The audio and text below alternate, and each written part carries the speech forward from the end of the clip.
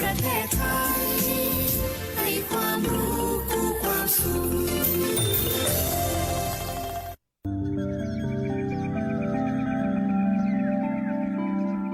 สถานีวิทยุกระจายเสียงแห่งประเทศไทยจังหวัดลำปาง FM 97 เมกะเฮิรตซ์ เสนอรายการ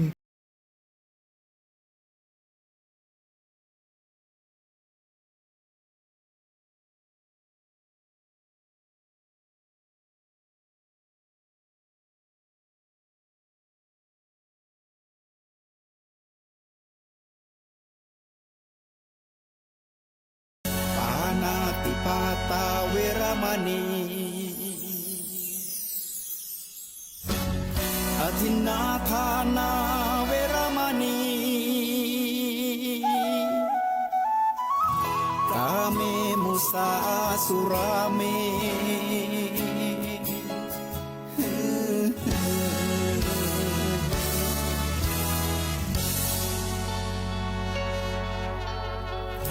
ศีลคือข้อห้ามธรรมคือข้อให้พุทธองค์ตรัสไว้ชี้ทางใจให้ภาคเพียรเบญจศีลเบญจธรรมท่องจำสมัยเราเป็นนักเรียนธรรมะไม่เคยแปลเปลี่ยนแต่เรายังจำได้มาทวงคำมั่นหมู่บ้านศีลห้าถือเป็นพันธะชาวพุทธทุกคนทั่วไทยสำนักพุทธขับเคลื่อนธรรมจุดเทียนสว่างที่กลางหัวใจสังคมจะร่มเย็นได้ศีลธรรมในใจต้องมีเบญจศีลว่ายังไงไหนลองท่องมาข้อหนึ่งห้ามฆ่าสัตว์ข้อสองห้ามลักทรัพย์ข้อสามห้ามประพฤติผิดในกามข้อสี่ห้ามพูดเท็จข้อห้าห้ามดื่มสุราแล้วเบญจะทำทั้งห้าว่าอย่างไรในบอกชัดๆอีกทีข้อหนึ่งเมตตากรุณาข้อสองสัมมาอาชีพข้อสามกามสังวรข้อสี่ต้องมีสัจจะข้อห้าสติสัมปชัญญะศีลห้าข้อเจริญล่ำเกินกว่ายุคคนมีความสุขสนุกสนานบ้านรถมีพร้อมหอมตังเนี่ยการสุขใจเงินงานโดยการล่องสภาพจิตใจบ่หมายเกี่ยวข้องนับถือเงินทองแบ่งจันคนตุกถูกยามย่ำติดดินนั่นยกย่องแต่ห้านคนรวยมีบ้านมีรถถือว่าสดสวยคบหาติดตัวปวยยกย่องขาดความเมตตาคุณนาปกป้องศีลธรรมนั่นไส้ตึงบ่ใหม่ปองรวมมิตรโลกเจริญไว้ฮือได้ย้อนคิดจิตใจคนหันต่ำลงศีลธรรมนั่นไส้ป่อไฟพระสงฆ์มีแต่สุดทรงเข้าดงเข้าหญ้าแก่งแย่งชิงดีบุบตีเข็นฆ่าใจเหล่มายาหยอกย้อนโลกใหม่สมัยใหม่มันตึงได้ห้อนมีภัยมาค่อนมากมายศีลธรรมเสื่อมสุดแบบไร้จุดหมายชอบแต่ความสบายจิตใจต่ำต้อยจิตใจต่ำต้อยก็ขอเจริญพรและการนมัสการขอบคุณกับตุลุงต่างวัดดอนใจตาหัวเจียงใหม่นะที่เปิดฝากกำข่าวมาฮือกับคณะสัตยาญาติโยมทั้งหลายได้ยินได้ฟังได้ทำกันในช่วงตอนเจ้านะวันนี้ก็มีฝนตกขึ้นมาของนะจะเข้ารายการปุ๊บฝนก็ตกมานะเหมือนกับฟ้าหัวประเดี๋ยวนี้หายไปจ่อยนะฝนตกนะ ก็เป็นตียินดีกับต้นไม้ต้นตอกนะก็จะเขียวบ่ได้เหี่ยวแห้งนะอันนี้เนี่ยคือห่มคือเย็นไป นะขอถวายความเคารพหลวงพ่อเจ้าคณะจังหวัดลำปางรองจังหวัดหลวงพ่อเจ้าคณะอำเภอหลวงพ่อรองเจ้าคณะอำเภอหลวงพ่อเจ้าคณะตำบลหลวงพ่อเจ้าอาวาสพระเนนเถรน้อยทุกรูปทุกตนที่ตื่นเจ้าขึ้นมาปุ๊บเนี่ยเปิดฟังวิทยุนะรายการธรรมะยามเจ้าทาง97เมกะเฮิรตซ์สทลำปางของเฮาเพื่อที่จะได้ตั้งกระแสจิตกระแสฌานของตัวเก่าให้มันเกิดความสงบความสุขนะความสงบจิตสงบใจนะคือเป็นอาหารจิตอาหารใจของเฮาในยุคปัจจุบันนะตาหันใจหู้ซึกนะกายเข้าไปสัมผัสนะสิ่งต่างๆตรงนี้เนี่ยบางครั้งเนี่ยเขาไม่ได้คำนึงถึงเนี่ยสติของเขาที่ประมาทเนี่ยอย่างคือเขาพลาดพลั้งไปผิดศีลผิดธรรมกันไปโดยเฉพาะคำว่าศีล5มีศีลสุขล้ำมีธรรมสุขใจเขาจะต้องวัดกันให้ดีเนี่ยเขาบ่ต้องไปกระทบกระทางกันนักนะเขาบ่ต้องไปยุ่งกับเรื่องของคนอื่นนักเขาบ่ต้องไปโอ้จาที่มันบ่เข้าหูกันนักนะเพราะฉะนั้นตัดสิ่งเหล่านี้ออกไปให้ได้อยู่กับตัวเฮาให้ได้นะคนเฮาถ้าอยู่กับตัวเฮาได้ปุ๊บเนี่ยมันจะเนี่ยคือจิตเฮาสบายกายเฮาเป็นสุขใจเฮาเป็นสุขนะอันเนี้ยเป็นต้นคณะสัตยาติโยมทั้งหลายหันข่าวทุกสิ่งทุกอย่างมันเป็นสิ่งที่เฮาจะต้องคิดจริงเฮาจะต้องพิจารณาอย่างที่เปิ้นบอกเอาไว้ว่าโลกยุคหน้าจะเป็นโลกที่เปิ้นห้องโลกแตกนะโลกแตกคือนะแตกด้านความคิดแตกด้านการกระทำแตกด้านกรรมกรรมจากันคนเฮาในยุคปัจจุบันจะเป็นแตกด้านความคิดแตกด้านการกระทำแตกด้านวาจาแตกด้านจิตใจแตกกันไปแต่ถ้าเฮาบ่มีศีลธรรมปุ๊บเนี่ยมันก็อย่างเฮาเนี่ยลุดไปกับสิ่งเหล่านั้นพอลุดไปปุ๊บเนี่ยสติมันก็ขาดไปพอสติขาดไปมันก็ทำให้พลาดพลั้งมันพลาดพลั้งเนี่ยคือประมาทเพราะฉะนั้นก็มีหมู่เฮาทั้งหลายเนี่ยที่ฟังรายการธรรมะยามเจ้าเนี่ยเอาธรรมะไปเป็นข้อคิดในการดำเนินชีวิตของแต่ละคนแต่ละท่านแล้วก็ไปเผยแพร่กันเนี่ยศึกษาธรรมะไปโดยแสวงบุญไปด้วยเนี่ยเอาความเปิ้นเฮาว่าเอาความสดใสเนี่ยเอาความปล่อยวางเอาความเจริญใจเนี่ยเพื่อแผ่เข้าไปโดยเฉพาะในช่วงตอนเจ้าเนี่ยเขาจะได้อย่างพ้องจากการฟังธรรมะก็คือได้ความนิ่งก็คือสติของเขาโดยการนำเอาธรรมะมาเป็นข้อคิดมาพิจารณามาวิเคราะห์เหตุการณ์ในยุคปัจจุบันนะคนเขาถ้านิ่งถ้าข่มใจได้ปุ๊บเนี่ยนั่นแหละเป็นห้องมีธรรมเกิดแต่ถ้าจัดระบบตัวเก่านั่นแหละคือมีศีลพอมีศีลมีธรรมปุ๊บเดี๋ยวเนี่ยคนเขาหู้จัก1เมตตาต่อกัน2หู้จักสิทธิไผสิทธิมัน3หู้จักไว้ของตัวเก่าว่าเขาเป็นไว้ไหนเนี่ย4หู้จักการการจาการเจรจานะ5ก็คือบัพประมาทนั่นแหละคืออยู่ศีล5เป็นพื้นฐานในการดำเนินชีวิตเนี่ยคือแต่ละคนแต่ละท่านหักกันแปลงกันบ่เบียดเบียนชีวิตกันอยู่ด้วยกันอย่างมีความสุขนะในสถานญาติโยมทั้งหลายรายการธรรมะยามเจ้าได้รับความรู้ข้อจากคณะสงฆ์ก็ขอปึงปะบารมีพระเถรานุเถระทุกรูปทุกตนเพื่อแผ่บารมีให้กับคณะสถานญาติโยมทั้งหลายได้รับเอาบารมีธรรมไปนะเสริมแต่งนะเขาจะรับได้จะได้บางคนก็บอกว่าตู้เจ้าเปิ่นก็อยู่ที่บ้านที่จ้องเขาอยู่วัดตัวนะเขาก็อาศัยขอเปิ่นนะขอเหมือนกับเขาขอศีลจากเปิ่นนะเขาขอปึงปะบารมีเปิ่นขอบุพุทธคุณจากเปิ่นคือปกป้องคุ้มครองรักษาอธิษฐานจิตเอาเนี่ยเมื่ออธิษฐานจิตเอาปุ๊บมันก็เกิดฌานเนี่ยจะแข็งจะแกร่งจะเชื่อมโยงกันได้เนี่ยขึ้นอยู่กับสติของเขากับจิตของเขาที่เขาตั้งมั่นเหมือนกับทุกท่านเปิดวิทยุมาตื่นจะมาสะสมไปทีน้อยสะสมไปทีน้อยเมื่อสะสมไปทีน้อยปุ๊บสติเขากันเนี่ยคือเกิดความหู้ซึกความกึดได้พอหู้ซึกกึดได้ปุ๊บมันก็หู้จักตัวเก่าพอหู้จักตัวเก่าปุ๊บมันเป็นยังไงมันก็เนี่ยเขาเนี่ยบนเขาว่างเขาเป็นไผเนี่ยเขาเนี่ยอย่างอยู่มีสติก็กึดถึงเวลาเขาจะเดินไปไหนก็ต้องระมัดระวังเนี่ยถ้าหู้จักตัวเก่าปุ๊บมันจะหู้จักการจักไหวนะหู้จักว่าเขาเป็นละอ่อนเขาต้องมันเรียนหนังสือเนี่ยบ่ประมาทในการดำเนินชีวิตบ่ไปเตยเปื่อนที่มันวันนี้ว่าขี่รถเลี้ยวเนี่ย บามั่วยาเสพติดอย่างเป็นต้นอันที่สองนั่นก็คือเนี่ยฮู้จักสร้างฐานะต่อเก่าด้วยการทำการเรียน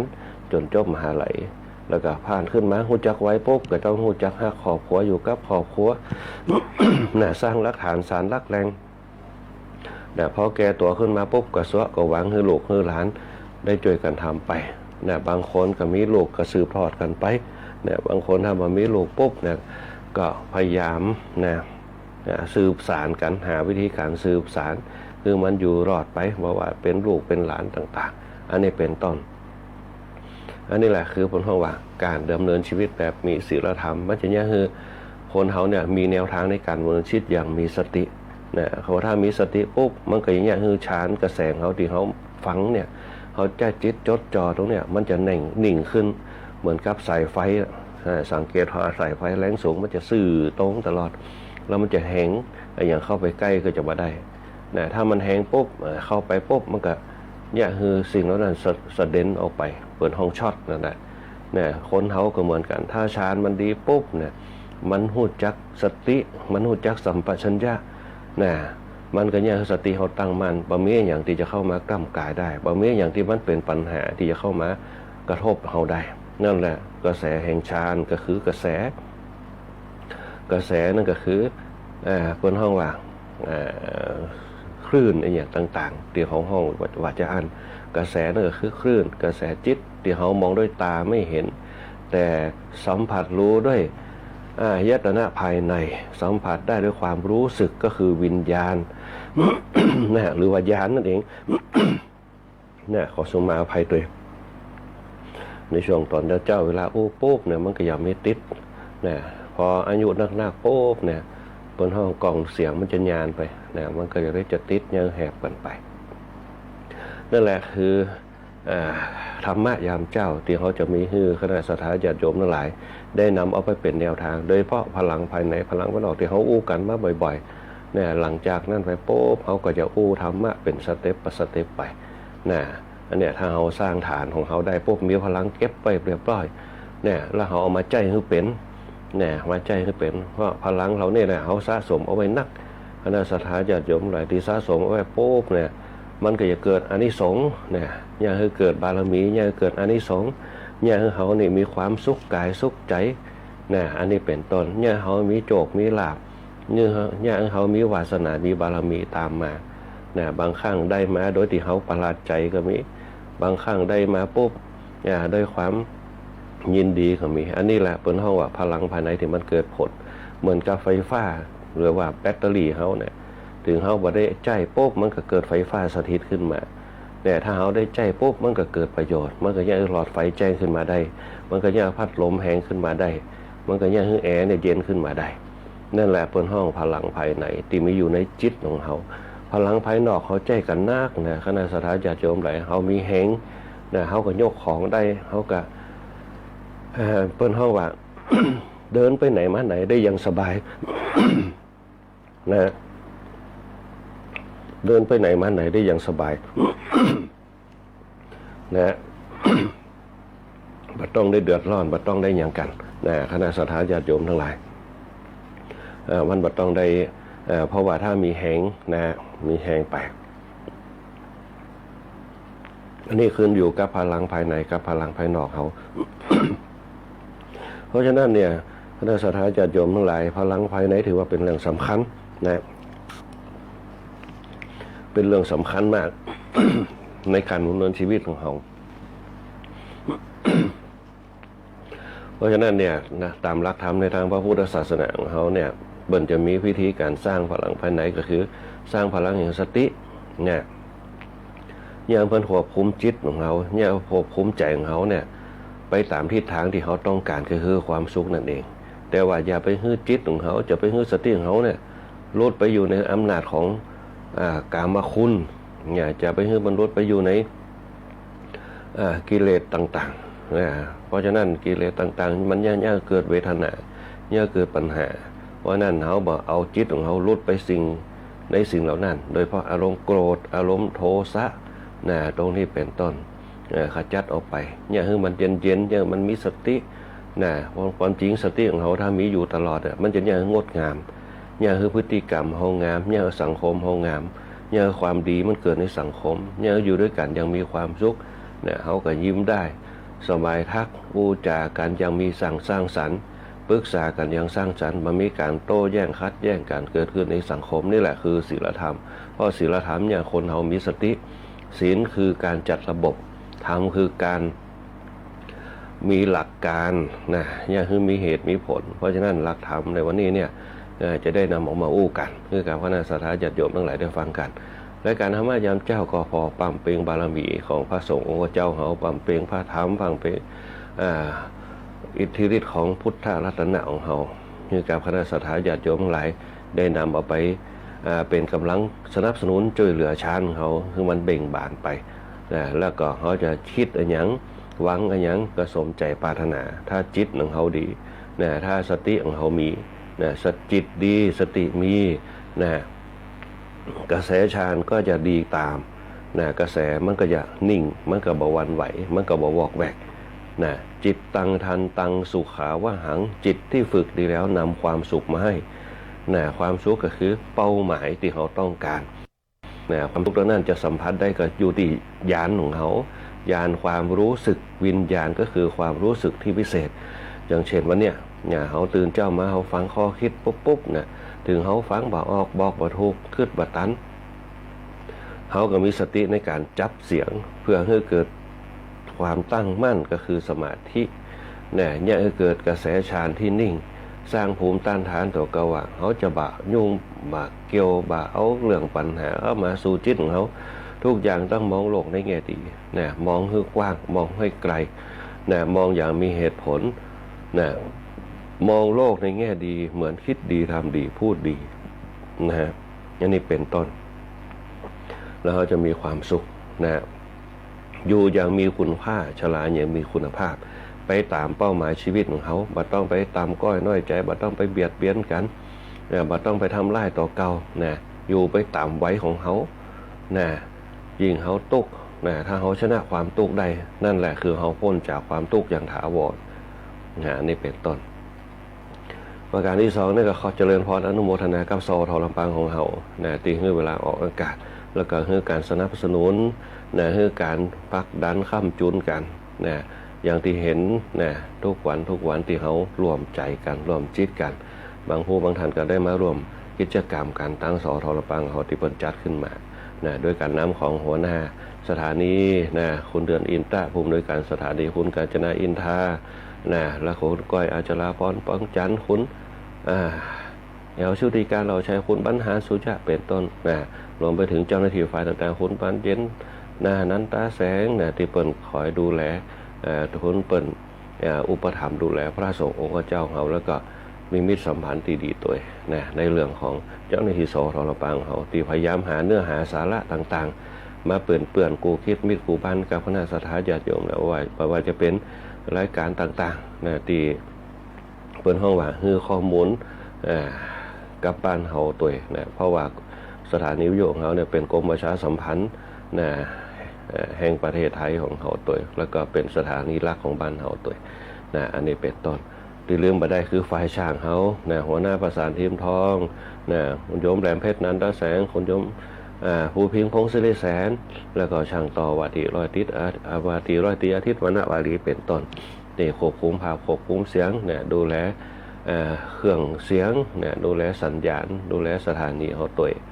ที่มีความเสียสละตรงนั้นอันนี้แหละคือทีมงานคุณภาพของสท.ลำปางของเฮาแถมยังบอกปอปุ๊บ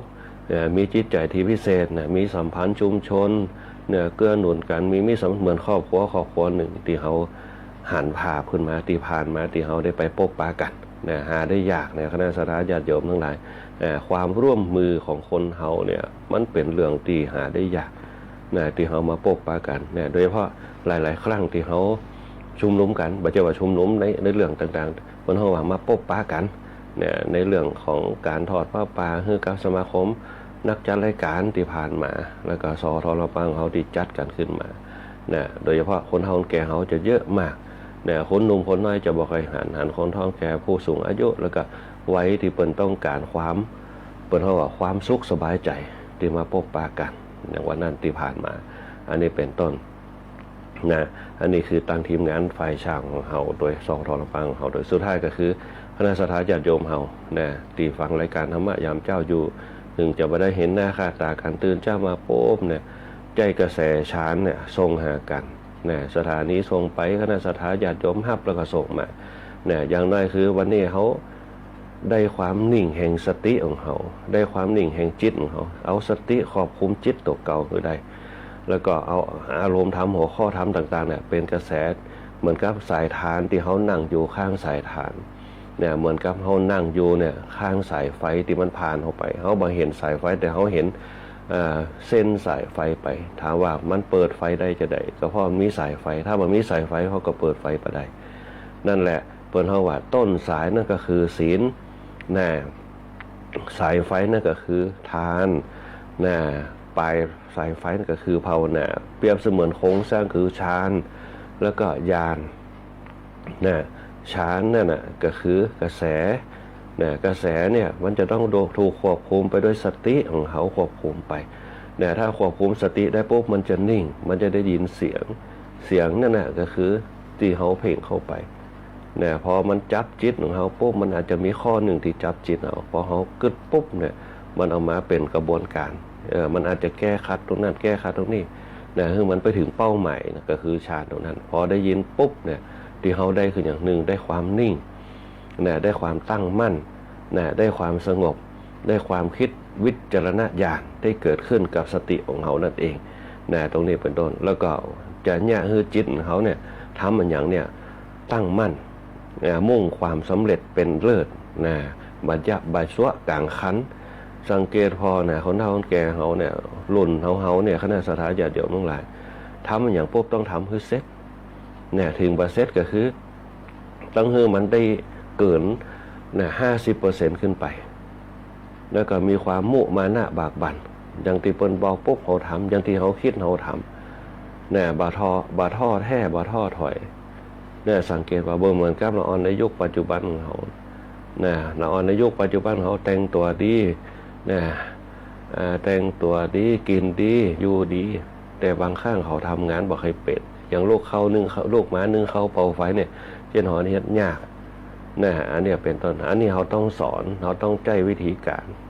นะรักการนะให้เขาหู้จักว่าชีวิตเนี่ยของคนของคุณเนี่ยต้องการอะไรอย่าง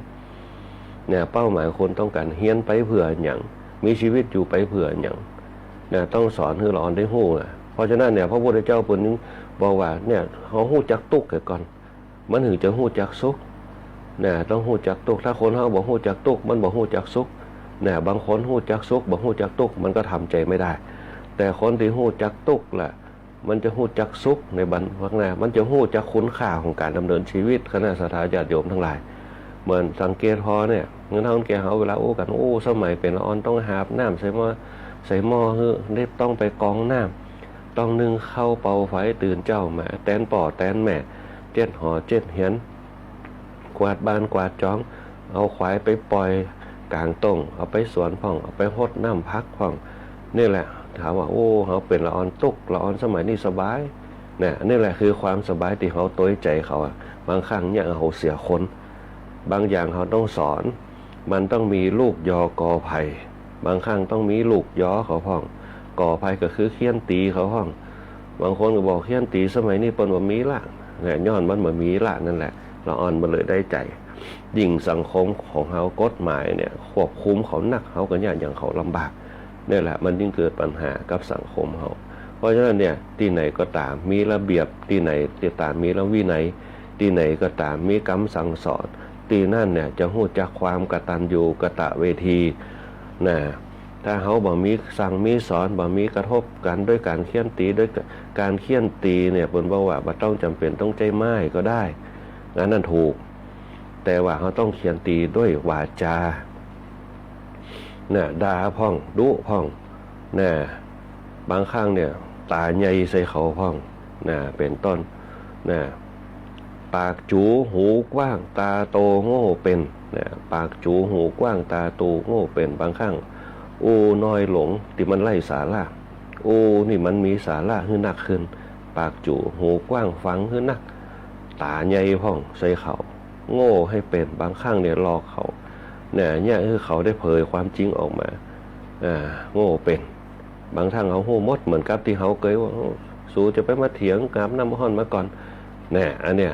เขาใจหลักการตรงนี้คมไปเหี้ยเนี่ยบางครั้งเนี่ยเขาต้องศึกษาของละอ่อนมันมีจุดบอดตรงไหนหนึ่งมันลูกควายกะสองมันเล่นเกมนักกะสามมันเล่นโซเชียลนักกะต้องเอาอุปกรณ์ตรงนั้นมาสอนมันคือใดเนี่ยแต่สิ่งที่สำคัญคือสอนให้เขายึดมั่นในเรื่องความดีให้ได้ไอ้อย่างห้องที่มันเป็นความดีตื่นเจ้าก็เป็นความดีเนี่ยทำงานแตนป่อก็เป็นความดีเนี่ยมีศีลธรรมคำว่ามีศีลธรรมมันตัวโอบอุ้มพฤติกรรมที่เราสอนเนี่ยสร้างความดีสมัยตะกอนเนี่ยมันจะสอนให้หลวงหลานตื่นเจ้ามาไปลืมใส่บาตรเนอะเนี่ยอันนี้เป็นต้นจะไปลืมนึ่งข้าวให้ป่อให้แม่เนอะป่อแม่ทำการมานักเนี่ยตื่นเจ้ามาร้องพอละเนี่ยลูกคนไหนที่ตื่นเจ้ามาพวกหู้หน้าที่พวกไปทำนั่นแหละคือลูกคนนั้นสมควรได้รับทรัพย์มรดกที่สืบทอดเนี่ยแต่ใจว่าจะพิจารณาเตียดเดียวเนี่ยต้องดูความมาตรฐานเข้าไปนะตรงนี้เป็นต้นคณะสัตยาญาติโยมทั้งหลายเนี่ยสังคมเราในยุคปัจจุบันเนี่ยมันมีอย่างเยอะแยะมากมายบอกว่าจะเป็นทั้งคณะสงฆ์บอกว่าจะเป็นทั้งข้าราชการบอกว่าจะเป็นทั้งอย่างต่างๆมันมีความวุ่นวายกันมากเพราะฉะนั้นเนี่ยเราได้ฟังธรรมะแล้วปุ๊บเนี่ยสิ่งที่สำคัญที่สุดคือปัจจัยเนื้อหาธรรมะสิ่งที่สำคัญคือสติเขาเนี่ยตอนเนี้ยเขารวบรวมเพื่ออยู่กับเขาได้หรือยังเขาก่อนจะเอาธรรมะใส่เข้าไปนะต้องมีสติยับยั้งต้องมีสติสำรวมต้องมีสติเปิดห่อสดใสอยู่กับใจเขาเพื่อใดก่อนที่จะรับเอาสิ่งต่างๆแล้วก็วิจารณญาณพิจารณาด้วยปัญญาอย่างที่เปิลบอกว่าเขาจะประสบความสำเร็จในชีวิตเนี่ยเขาจะต้องมีอิทธิบาทสี่ฉันทะวิริยะจิตตะวิมังสาฉันทะพึงพอใจในตัวเองในขณะที่เขานั่งอยู่พึงพอใจในตัวเก่าปุ๊บนั่งฟังอยู่ฟังอยู่ฟังธรรมะเนี่ยเสียงแห่งธรรมะเสียงมันเป็นที่เป็นที่ฟังเขาหูเขาลองปิดพอมาเขาจะเงียบไปทันทีแต่ถ้าเขาฟังเขากล่อมไปปุ๊บเนี่ยมันจะได้สติได้ความพึงพอใจเขาเปิดไปปุ๊บกล่อมเหมือนกับเขากำลังเปิดเพลงเนี่ยการไปตัวมันมีความสุขอ่ะเดี๋ยวตรงเนี้ยมีเป็นห้องว่าจะมีความพึงพอใจความพึงพอใจเนี่ยคือจิตตั้งมั่นเนี่ยเขามีความเข้มข้นในเรื่องความตั้งมั่นคือสมาธินิ่งสงบอันนี้เป็นต้นนี่แหละคือความพึงพอใจมันเกิดเพราะความพึงพอใจมันเกิดขึ้นมันก็จะเป็นนิสัยเนี่ยเขาเนี่ยตั้งจิตตั้งใจที่จะทำมันอย่างตั้งหลักตั้งมั่นเป็นเขาเรียกว่าความพึงพอใจอย่างเช่นเขาจะเนี่ยนาเขามี10 ไหล่เขาพอไปแล้วปุ๊บเขาจะเนี่ยเหมือนกับเขาจะไปกรุงเทพเขาจะเดินไปกรุงเทพเลยครับมาได้แต่ก็มีพระสงฆ์เขาเดินธุดงค์ไปได้กันถ้าว่าจิตของเขาเนี่ยเขามีความพึงพอใจ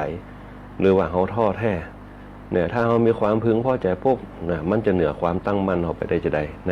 เขาต้องมีความพึงพอใจตื่นเจ้ามาปุ๊บเขาจะไปไถนาเขาจะไปหว่านกล้าออกไปกันตื่นเจ้ามาตี 5สามีก็ไปให้ไปนะภรรยานี่ก็เนี่ยกับข้าวอยู่ที่บ้านอันนี้เป็นต้นนี่แหละคือวิถีชีวิตเราในยุคก่อนๆเพิ่นจึงมีความสุขเนี่ยมีครอบครัวคำว่าครอบครัวต้องหู้หน้าที่กันป่อเนี่ยหัวหน้าครอบครัวหู้หน้าที่ทำการทำงาน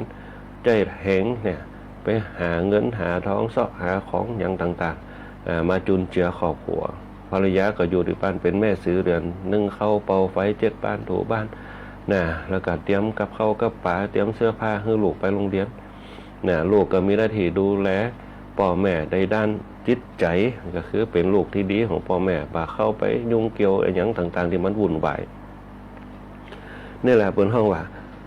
เป็นห้องว่าการสร้างความพึงพอใจตรงนั้นถ้าเรามีความพึงพอใจตรงนั้นมันจะหูจักฐานะมันจะหูจักวิถีชีวิตตีมุ่งมั่นไปแต่ความสุขมันจะจูมาปุ๊บปัตตันอย่างอยากจะตายอย่างเดียวอันนี้เป็นต้น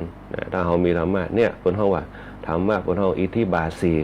คุณเครื่องแห่งความสำเร็จในการดำเนินชีวิตฉันถ้าเอาความมีความพึงพอใจเขาอยู่กับตัวเขาเนี่ยบ่ต้องไปวุ่นวายบ่ต้องไปเอาเรื่องตั้งนอกเข้าสู่ตั้งพอพึงพอใจในตัวเองเขาอยู่ได้เอี้ยเขาไปได้เอี้ยก็ดีแล้วบางคนก็บ่นเพิ่งแค่ตัวเดียวคนเดียวกันยุ่งอยู่แล้ว เอาเรื่องคนอื่นมายุ่งครับนั่นแหละเขาเรียกว่าเริ่มจะเข้าถึงความพึงพอใจของตัวเองอยู่กับตัวเองได้เริ่มจะเข้าสู่สภาวะของตัวเก่าละนะอันนี้เป็นต้นเนี่ยสูตรแห่งความสำเร็จในชีวิต1ต้องตั้งหลักให้ได้เหมือนกับฉันทะนี่แหละ2ความภาคเพียรเนี่ยตั้งหลักเหมือนกับเขาจะสตาร์ทไปกรุงเทพเนี่ยถามว่าเดินไปได้ก็บางคนบอกโอ้บ่มีทางที่จะเดินไปได้แต่ให้อย่างดูเจ้าบางข้างไปเดินธุดงค์ไปได้นู่นไปถึงนครศรีธรรมราชไปถึงปัตตานีเหมือนกับหลวงปู่แหวนเขาเนี่ยอันนี้แหละเขาต้องมีความพึงพอใจเหมือนกับคณะสัตยาญาติโยมทั้งหลายเนี่ยทำงานทุกวันเนี่ยบางคนทำงานตัดเนี่ยเป็น10 ปีเนี่ยเพราะเขาคุยความพึงพอใจบางคนบ่คิดจะเปลี่ยนงานเลยนะอันนี้เป็นต้นเพราะเขาว่าพึงพอใจในสิ่งที่ตนเองทำถ้าบ่พึงพอใจปุ๊บเนี่ยก็เปลี่ยนไปติ๊กความพึงพอใจเนี่ยต้องไปทำงานถ้าบ่พึงพอใจปุ๊บเนี่ยพอไปวันนี้การมาอย่างสักอย่างแต่ถามว่าจะเอาอย่างมากินนะอันนี้ก็เนี่ยคือเขาตุกกำลังเพราะนั้นเขาต้องมีความพึงพอใจในตัวเองในสิ่งที่เราทำเหมือนกับนั่งฟังธรรมะอยู่เขามีความพึงพอใจพอมีความพึงพอใจเป้าหมายเขาจะได้อย่างเนี่ยบางคนก็บอกว่าได้เนื้อหาสาระอาจจะบักเกิด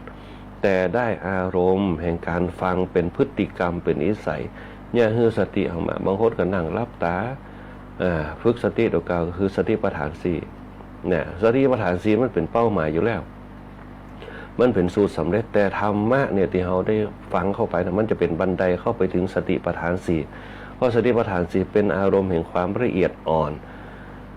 พอเขาทำเป็นนิสัยพวกสังเกตพอคนปฏิบัติธรรมเนี่ยจะมีสมาธิจะมีจิตใจที่นิ่งแล้วจะมีเหตุมีผลและความจำจะดีและอายุจะยืนเนี่ยอันนี้แหละเปิดห้องว่าถ้าเรามีพลังภายในที่เราสะสมมาแล้วปุ๊บศีลทานภาวนามันจะเกิดธรรมะเกิดขึ้นเพราะองค์รวมทั้ง3มันเป็นองค์รวมแห่งศีลเนี่ยองค์รวมแห่งศีลมันจะเกิดศีลสมาธิปัญญานั่นแหละคือองค์รวมแห่งธรรมเนี่ยสมถะวิปัสสนาองค์รวมแห่งนิพพานเนี่ยมันจะเป็นบันไดของมันแต่แตกแยกออกมาของมันคนเดียวเนี่ยปัญญาตรงนั้นแหละเป็นคือฟังธรรมะยังคือเกิดบารมีเนี่ยอย่างเช่นวันนี้แหละเขาได้หัวข้อถามไปคืออิทธิบาท4คุณเครื่องความสำเร็จอย่างก็ตามที่เขามีความพึงพอใจเนี่ยเขาจะประสบความสำเร็จบางคนทำงานอยู่ที่ร้านเนี่ยโอ้ตั้งแต่หนุ่มนะอายุ10 ปลายจนอายุ60 ปลายก็อยู่ร้านเนี่ยเงินเดือนน้อยก็จริงแต่มันมีความสุขมันมีการอยู่ด้วยกันเหมือนกับครอบครัวเหมือนกับร้านค้าต่างๆในสมัยแต่ก่อนแต่มันมีลูกจ้างแล้วอยู่ลูกจ้างอยู่กับเปิ่นว่าโป๊บจนเฒ่าจนแก่เนี่ยแต่ถามว่าตุกก็บ่ตุกนะก็เนี่ยช่วยเหลือกันบางร้านเปิ่นก็ส่งลูกส่งหลานห่ำเฮียนบางคนก็ช่วยแปลงบ้านให้นะอันนี้เป็นห้องสวัสดิการเนี่ยบางสมัยแต่ก่อนแต่บัดเดี๋ยวนี้คงจะบ่มีนะคนในยุคสมัยบัดเดียวมันเป็นยุคสมัยใหม่เนี่ยอย่างตะวาเนี่ยนั่ง4 ล้อมาโป๊บเนี่ยนะต่อไปคงจะหากินลำบากละ4 ล้อนะเพราะว่าเพิ่นจะมีอย่างใหม่ๆพวกอย่างที่บริการใหม่ๆเนี่ยอันนี้เขาจะมา3 ล้อเขาก็จะบาหันละมันจะพัฒนาไปติ๊กๆยิ่งสังคมรุ่นใหม่มันพัฒนาไปตามยุคสมัยเนี่ยความรวดเร็วทันใจเหมือนกับรถ4 ล้อเหมือนกับรถเมล์นะบัดเดียวก็จะมีรถไฟฟ้าจะมีเครื่องบินนะเป็นต้นนะนั้นก็จะเปลี่ยนไปตามยุคตามสมัยเพราะฉะนั้นเนี่ยท่านสถาญาติโยมหลายในการดำเนินชีวิตเขาเนี่ยเขาอยากจะให้มันมีความสุข1ต้องการ1ความพึงพอใจฉันทะละความภาคเพียรที่จะดำเนินการความภาคเพียรวิริยะในเป็นห้องการดำเนินการที่เขาจะทำกันดำเนินการตามวิธีการที่เขาเริ่มต้น เขามีความพึงพอใจในสิ่งที่เขาจะทำเหมือนกับเขาจะแปลงบ้านยังบางงามเตี้ยมันน้อยอยู่เขาจะแปลงบ้านเขาพึงพอใจที่จะแปลงเขากึดละรวมกันนะสามีภรรยากึดกันเขาแปลงบ้านเนาะนะเขามีความพึงพอใจนะมีความพึงพอใจความพึงพอใจนะมันจึงเกิดการปรึกษาหารือการคิดหาวิธีการหาเงินหาท้องหาช่างหาอุปกรณ์ต่างๆนั่นแหละคือความพึงพอใจมันเกิดขึ้นรวมกันปุ๊บเนี่ยความภาคเพียรพยายามสร้างสรรค์รวมกันคิดรวมกันทำรวมกันนะปรึกษาร่วมกันเนี่ยความภาคเพียรหาเงินร่วมกันมาแปลงบ้านแปลงจอกเนี่ยแต่สมัยบัดเดียวคนเขาเพราะเรื่องเงินปุ๊บมันจะพิษกันทันที นั่นแหละคือสังคมในยุคปัจจุบันแต่สังคมในยุคก่อนเพิ่นจะมาคิดถึงตรงนั้นเพราะการทำมันอย่างกระตามในการดำเนินชีวิตมันย่อมไปบั่นทอนการใจใจเขาเยอะการใจใจตรงนั้นบนห้องว่าอาจจะลำบากเพราะฉะนั้นการสร้างการแปลงเนี่ยเป็นเรื่องธรรมดามากนะในเรื่องของการที่เขาจะต้องขาดงบดุลต่างๆมันเหมือนการมาได้แปลงอย่างเขากินไปวันๆมิกใจแบบอิ่มหนำสำราญแต่พอเขาแปลงอย่างซื้อยางโป๊กเนี่ยการใช้ใจเราก็ต้องไปโป๊ะกับสิ่งนั้นยิ่งแปลงบ้านซื้อรถมันใจเงินนักนะแต่อาศัยความเพียรในทั้งรวมกันแต่เขาต้องมีบนห้องว่า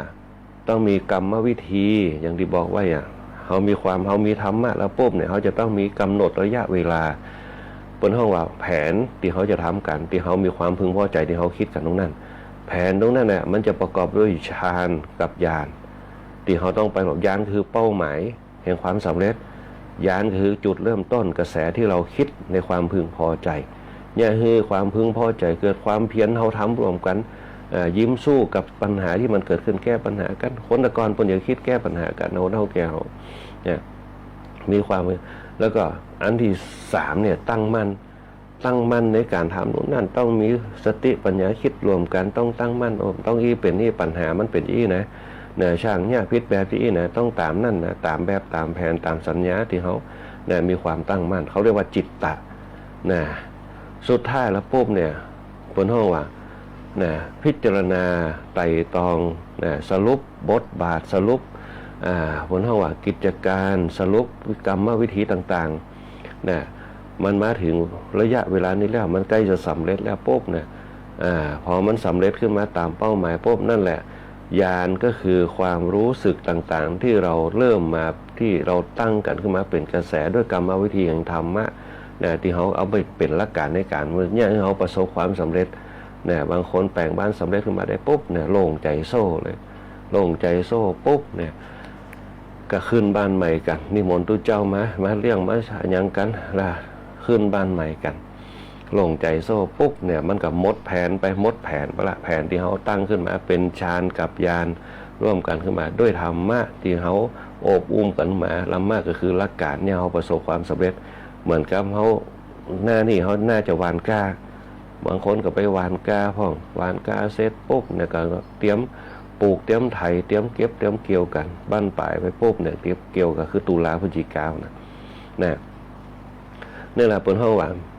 มีแผนในการทำงานแผนตรงนั้นมันก็อยู่ในโครงสร้างในการดำเนินการก็คือญาณฌานกับญาณนั่นเองพอสำเร็จไปปุ๊บหลังจากนั้นไปปุ๊บเขาก็ที่นี่เขาก็อยู่บ้านใหม่อยู่ในบ้านใหม่อย่างกับบ้านใหม่ไปช่วงระยะหนึ่งการดำเนินชีวิตของเขาต้องมีแผนหรือว่ามีแผนพัฒนาครอบครัวแผนพัฒนาชีวิตของเขาถ้าคนเขามีแผนในการทำงานปุ๊บย่อมประสบความสำเร็จทุกอย่างถ้ามีแผนปุ๊บชีวิตจะไม่ไร้จุดหมายคนเขาทุกวันมันเลยเปยกันไปย้ำกินก็ลืมย้ำมีกินก็ลืมความตุกย้ำมีตุกบางครั้งก็ลำบากกึดอย่างบอก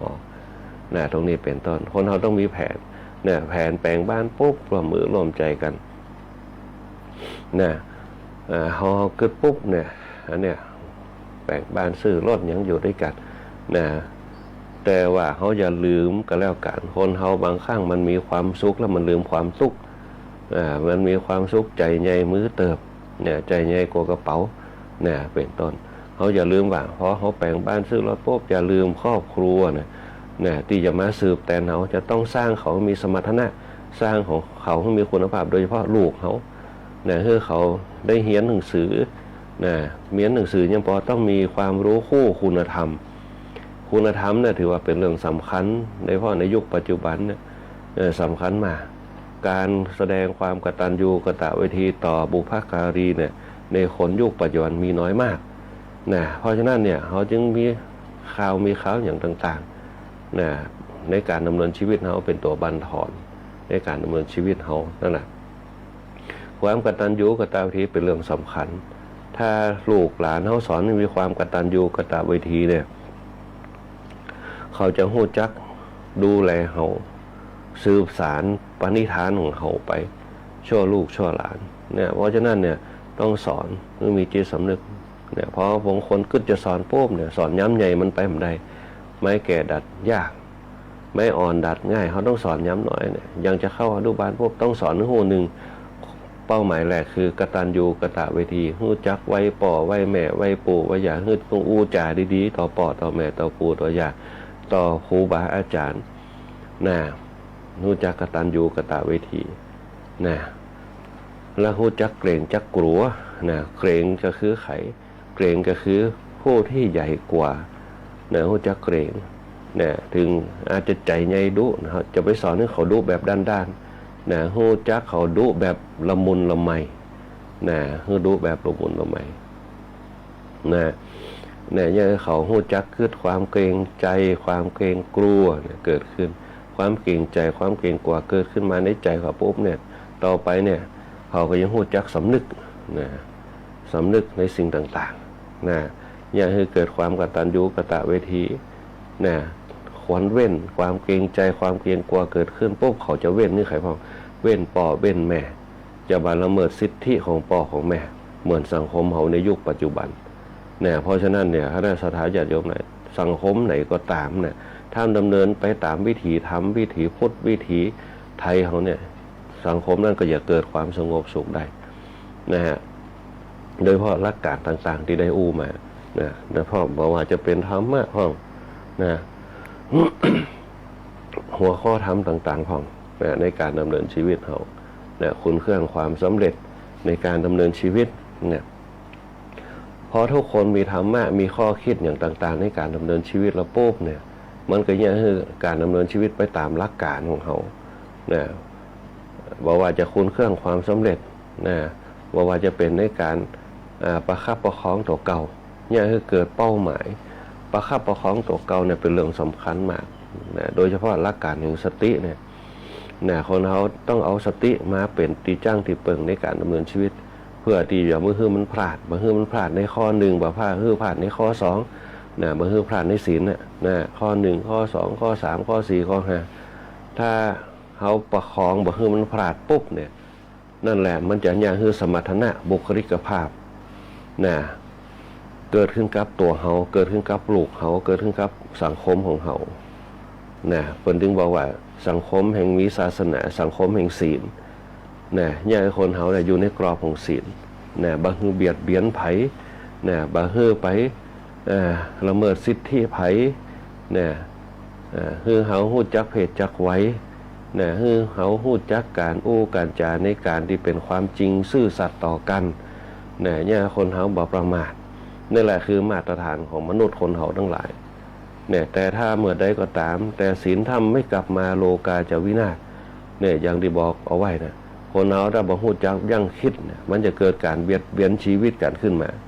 เนี่ยเหมือนข่าวที่เขาเกิดมาปุ๊บโกหัวตัวเมียกันพิษใจกันปุ๊บเนี่ยโดยเฉพาะสังคมเราในยุคปัจจุบันมาได้กลัวในเรื่องภพหน้านะเพราะบ่กลัวในเรื่องภพหน้าปุ๊บเนี่ยมันถึงอย่างคือเขาเนี่ยลำบากบางคนก็ติดคุกติดตารางไปภพหน้าบางคนก็ตายไปแล้วปุ๊บไปตกนรกเป็นเปรตเป็นอสุรกายเป็นสัตว์เดรัจฉาน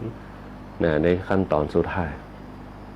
เพราะคนเขาเนี่ยไม่ได้มองถึงภพหน้ามองแต่ภพปัจจุบันตรงนี้เป็นต้น มันก็เลยเนี่ยคือ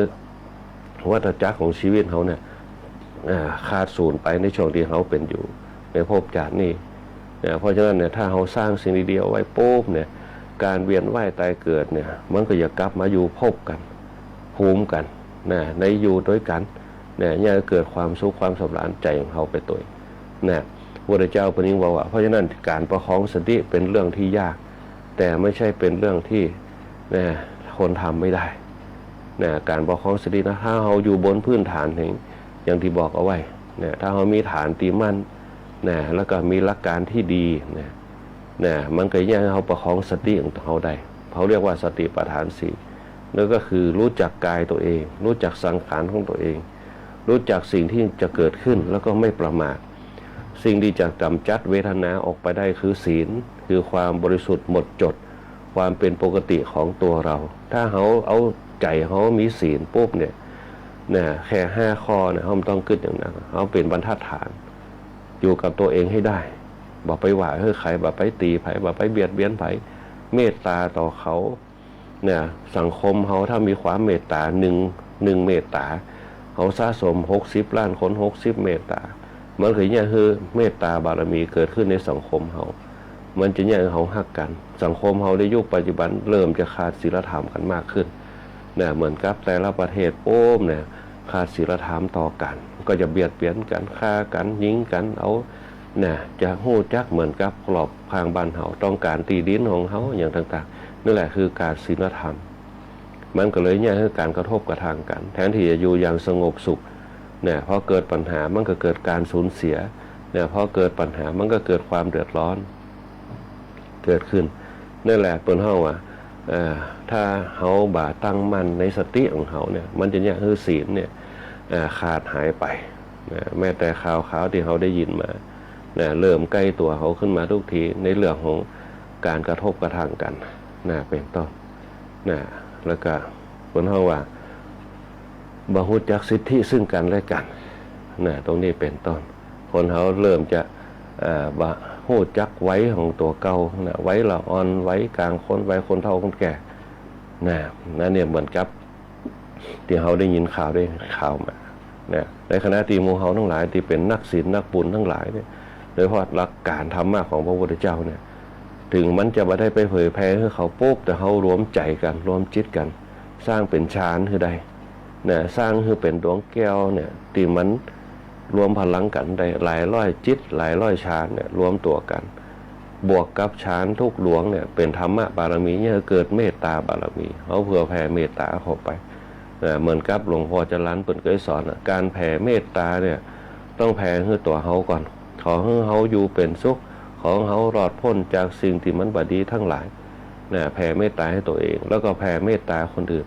การแผ่เมตตาให้ตัวเองเนี่ยคือการสร้างพลังเมตตาให้กับตัวเฮาก่อนแต่ตราบใดก็ตามถ้าจิตเฮามีความเมตตาเนี่ยมันก็เนี่ยคือจิตเฮาน่ะเป็นต้นเฮาว่าจิตตานุโมทนา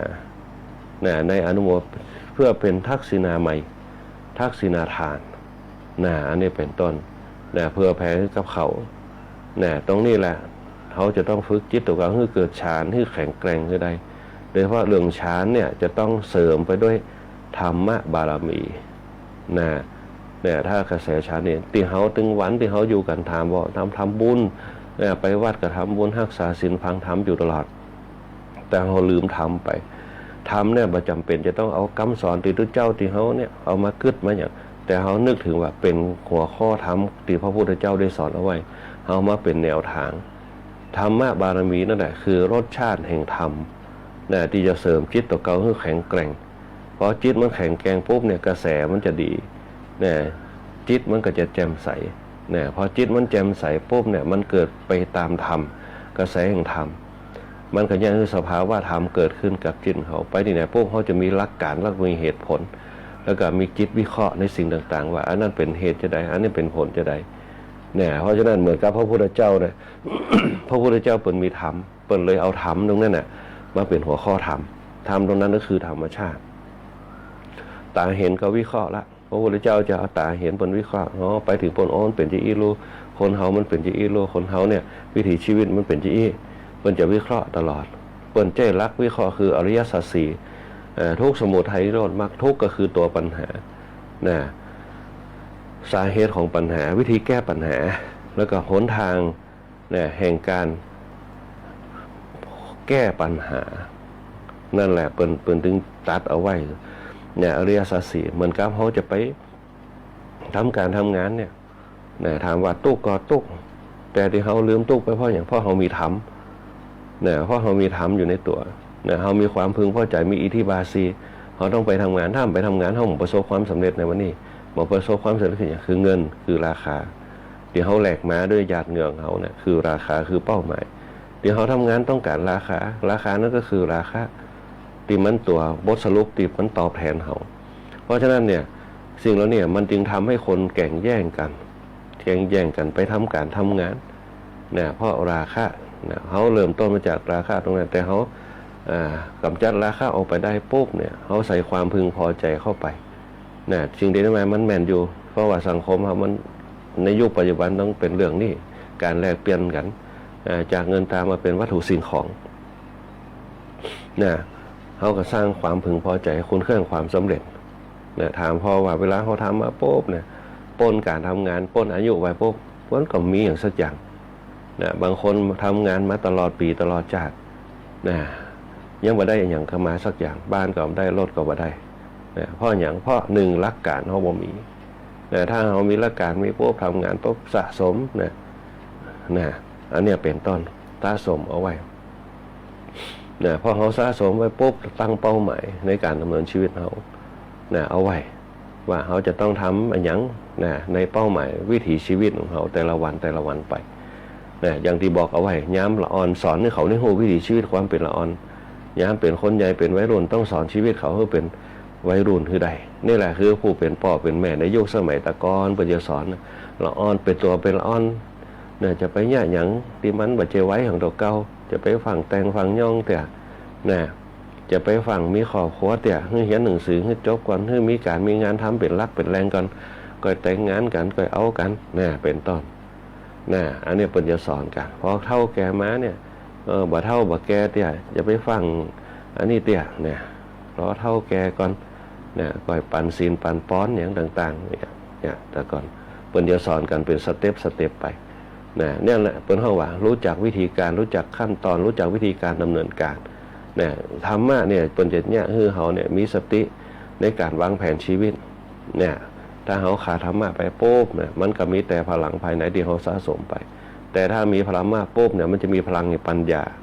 เนี่ยก็เกิดเขาเนี่ยรอบรู้สิ่งต่างๆเพื่อแก้ปัญหาในการดำเนินชีวิตเพื่อไม่ให้เกิดทุกข์ขึ้นมานั่นเอง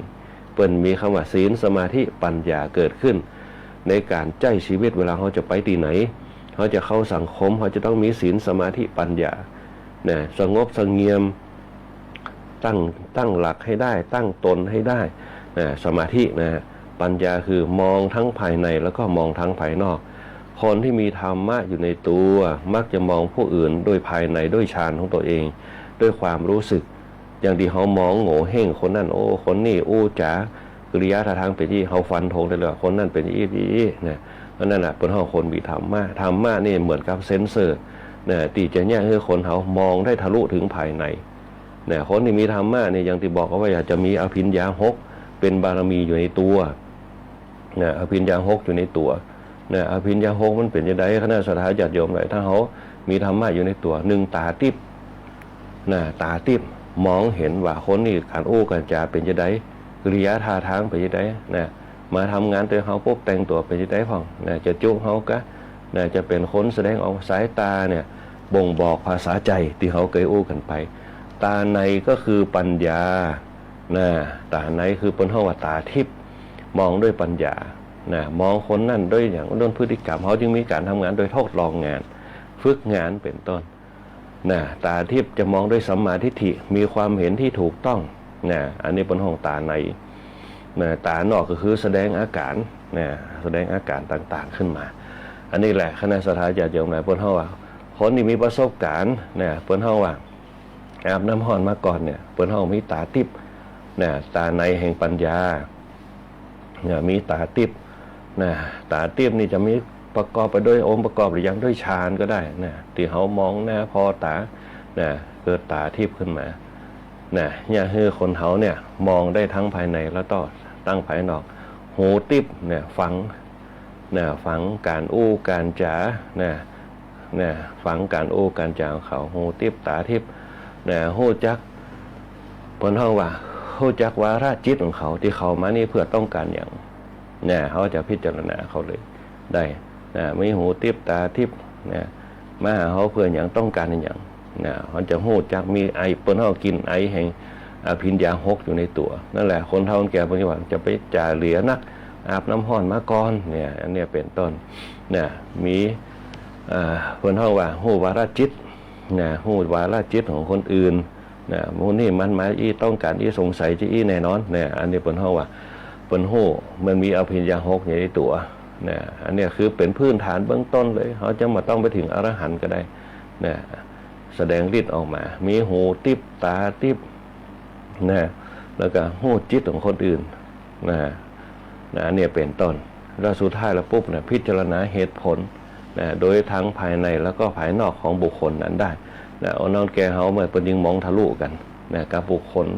ที่เข้ามาหาเฮานะคณะสัตยาญาติโยมทั้งหลายอันเนี้ยจะเกิด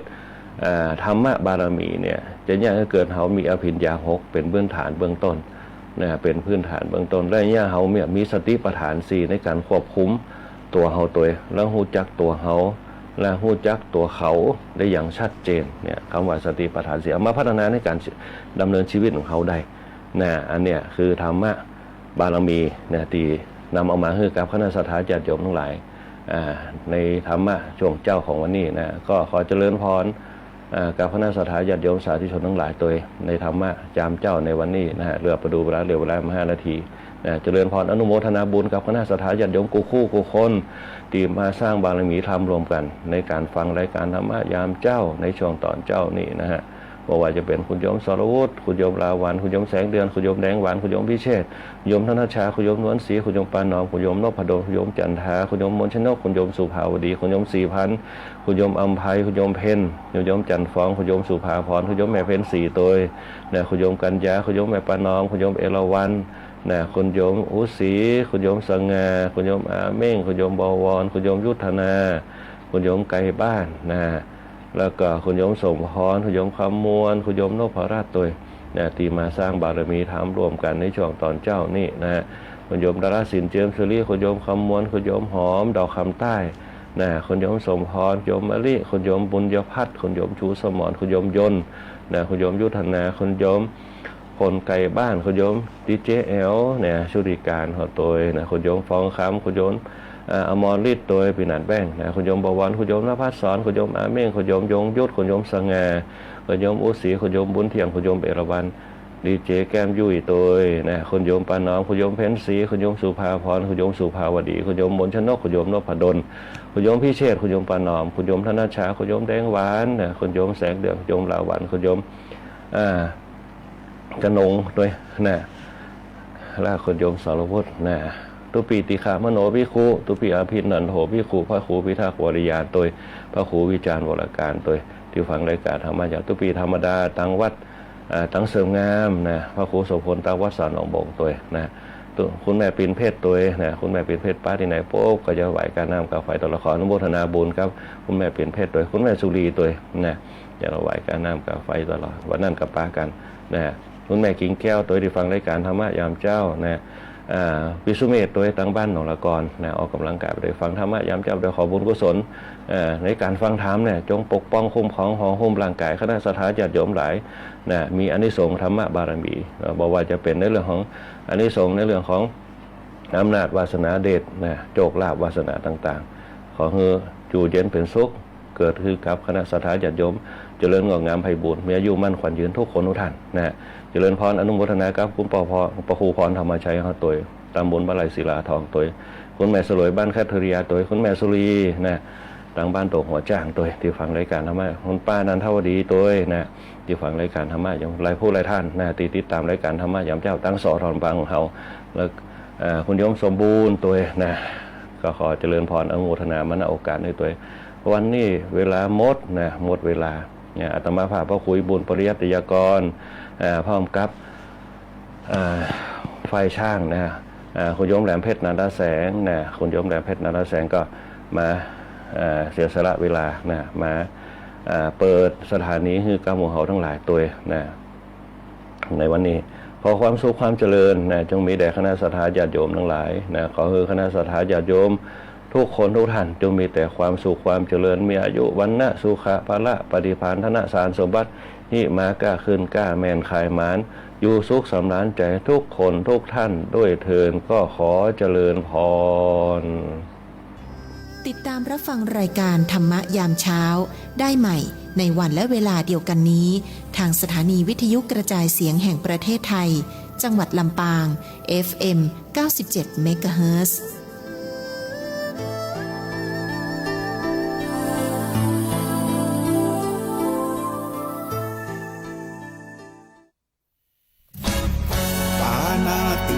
ตาเวรมณีอทินนาทานาเวรมณี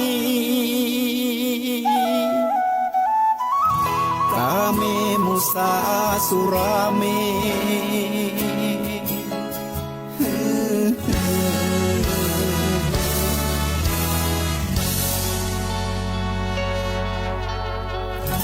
ศีลคือข้อห้ามธรรมคือข้อให้พุทธองค์ตรัสไว้ชี้ทางใจให้ภาคเพียรเบญจศีลเบญจธรรมท่องจำสมัยเราเป็นนักเรียนธรรมะไม่เคยแปรเปลี่ยนแต่เรายังจำได้ไหมมาทวงคำมันหมู่บ้านศีลห้าถือเป็นพันธะชาวพุทธทุกคนทั่วไทยสำนักพุทธขับเคลื่อนธรรมจุดเทียนสว่างที่กลางหัวใจสังคมจะร่มเย็นได้ศีลธรรมในใจต้องมีเบญจศีลว่ายังไงไหนลองท่องมา ข้อหนึ่งห้ามฆ่าสัตว์ข้อสองห้ามลักทรัพย์ข้อสามห้ามประพฤติผิดในกามข้อสี่ห้ามพูดเท็จ